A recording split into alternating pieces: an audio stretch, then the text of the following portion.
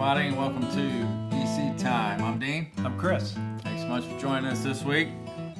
Today, Chris brought an article here to us entitled Judge Nothing Before the Time. It's an article written by Clyde Pilkington. We're going to go over some of those things. Today at work, a young girl I work with said in front of several people, said, I was thinking last night, I was talking to my husband, couldn't go to sleep, that there's 7 billion people in the world, and they're all doing something different right now. Like she just couldn't. Mm-hmm. And people were kind of laughing, or it was kind of funny to hear that. And it's like, yeah, we're all unique and whatever. But yeah, to think on that for a moment. Mm-hmm. 7 billion people, and everybody's thinking something different. Everybody's dreaming something different.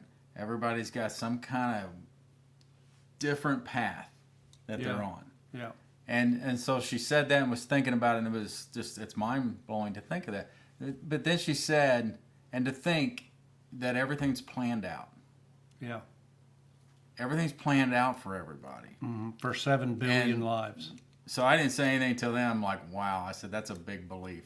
Yeah. Is what I told her. And that's a huge belief. Yeah. Maybe I used to say that, but I didn't really believe that. Mm-hmm. So to really believe that our days are planned out is a big belief. We find that in Scripture. Yeah. So I'm going to read some of those verses here, and then we're going to get into this article a little bit. Might help us get into this judge nothing before the time. And knowing God's sovereignty, we're able to do that. We're able to better judge nothing before its time when we think on God's sovereignty.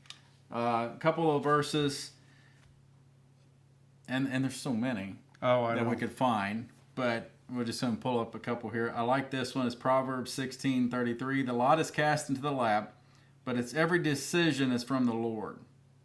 That's just that cool thing about casting lots. And this was under an article here just online, and it's kind of neat. They commented at the end, said not only the careful plans of the heart, but also the apparently random practice of casting lots falls under God's providential governance. Wow. I like that. The apparent random practice. We would agree that everything's under God's governance, like this says. Yeah. Another one that we like, Psalm 139. This is the one that you shaped me first inside and out. You formed me. I thank you, God. Where's it at here, Chris? Where 16. It gets in. Okay. Your eyes have seen my unformed substance, and in your book were all written the days that were ordained for me, when as yet there was none of them. And so that's Psalm 139. That's a really heavy one for me to think of that. It's even more interesting to think of it under the framework you just talked about, a lady talking about 7 billion people. I know. So all of their days were formed, all of them, before there was one of them. Now look at how they all are interwoven with all of, we're all intersected. Our lives cross one another, so. And we're all influenced by that. Absolutely. We can't help but be influenced by it. Yeah. And so, is there a master plan out there? We think, we've come to believe that there is. And we're inside the story. We're in the script. We're written in it. And you're playing your part, we're playing ours. And that is cool to think of it in those terms, we believe. Well, that's the opening, and then the article here, judge nothing before the time. We might go a little different direction. Well, right away, I didn't find this until I think yesterday I saw it. But prior to finding that, I had known already. You and I had already talked. Most of our viewers know that Dean and I are in conversation with one another quite a bit throughout the week, in text, sometimes phone calls and stuff. And then we bowl on a team together on Monday night. So we see each other quite a bit. And I knew that this past weekend we weren't going to get together. We were going to do this show at my house after he would leave from work and come here. Mm-hmm. But prior to all of that, I had a weekend and a Monday that I did not know how all that was going to get done. And without thinking about it, it kind of was putting its own pressure on me. And Beth and I got into it a couple of different times. Our children, sometimes it seems like the 4 adult children forget that theirs are not the only grandchildren we're watching. Because, I'm watching these 2 on Sunday afternoon, and then someone calls and I need you to come over and get so-and-so from this place. And it gets a little much sometimes, I mean, I love them like crazy, but man. And I was really struggling with frustrations, and you get to that place where you start thinking, how am I thinking like this? How am I getting so angry so fast, and fussing at Beth, and it's not even her that I'm mad at, She's just handy. Yeah. She's in that proximity mine area. And then, of course, I'm looking up articles and I read this Judge Nothing Before It's Time.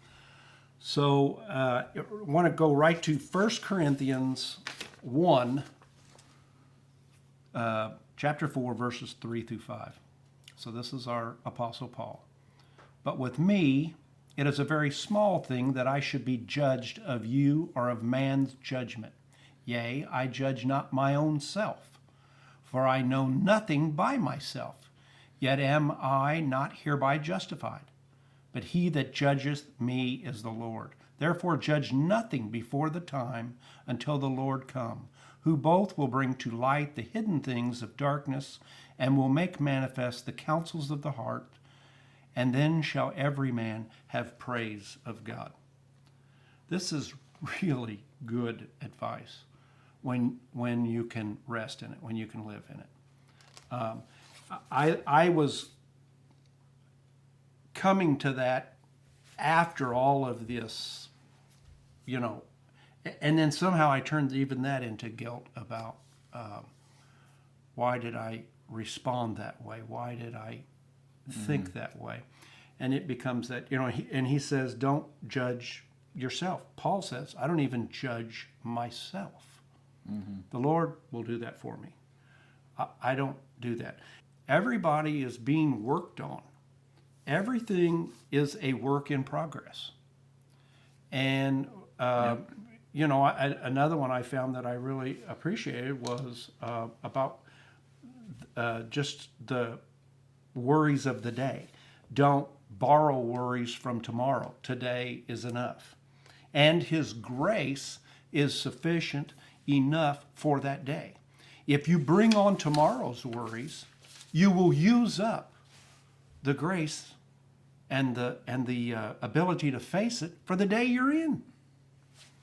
So I really appreciate what Paul is saying by not judging others, not judging ourselves. This is all, we're all in that process, and it's not even our job. Again, we're stepping out of our qualification and we're looking at an unfinished work and passing judgment on it. And we shouldn't be doing that.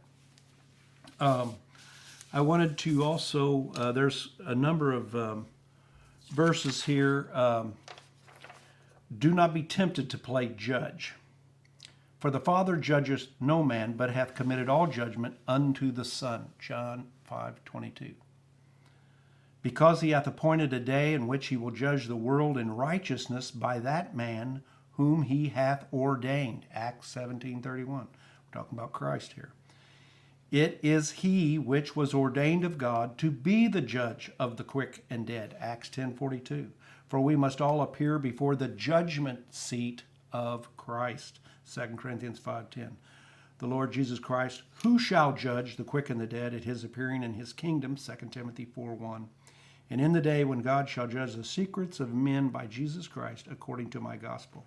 So that's why I say we're not qualified to do it. There is one. It's absolutely been appointed unto him, ordained for him. Again, something we don't have to concern ourselves with. That's great news, not to think we have to do that to ourselves. Our modern day religion does that to us. It's constantly reminding you of your failures and what you need to be doing in order to right the ship and stuff. And that's the last way to look at it. We shouldn't be looking at it that way. One of the last things I wanted to say from this article that I appreciated was at the end, Clyde, with the talent that he has with words, he just says, "We are all like a building under construction, a painting yet wet and unfinished, a tapestry still being woven, a tree that is yet to reach maturity. We must with patience await the master grand completion. We would all do well to follow Paul's instruction, judge nothing before its time." I really appreciated that, along with, and I forgot what the verse was, but it was, "Let the day's worries be enough for itself." You know, don't borrow from the next day. I've got a daughter who does that constantly, and I'm constantly trying to remind her, let's just hang with today. And then I tell her, hey, I do it too, honey. I do the same thing too. I think the great thing is when I do see these things, it is that pulling back the reins and going, okay, everything's cool. He's got this, you know. It's always good. That's part of the renewing of the mind. That's kind of the stuff we've been talking about. Last week we were hitting the patience message, and this is kind of goes in with that. And you started out with a sovereignty. I can't think of any place that provides more rest or peace for me than the sovereignty of our Father, and just how much control he has in everything that he's doing. Yep. That just is enormous to me. Yeah, it's good stuff. Yeah, I like it. Yep. So, well, we'll wrap it up there. Thanks Yep. so much, as always, for joining us. We hope you can get some kind of encouragement out of just watching, our journey, or how Chris and I, like I said, we get together to help ourselves and hopefully encourage anyone out there that may listen to this. Know that everything is planned. Rest in that. Find comfort in that. Think on that. Yeah. If everything really is planned out for you, and hopefully you can gain some comfort from that. Yeah. So, It's a big concept. yeah. All right. Well, we'll see y'all next week. Love y'all. See ya. Bye.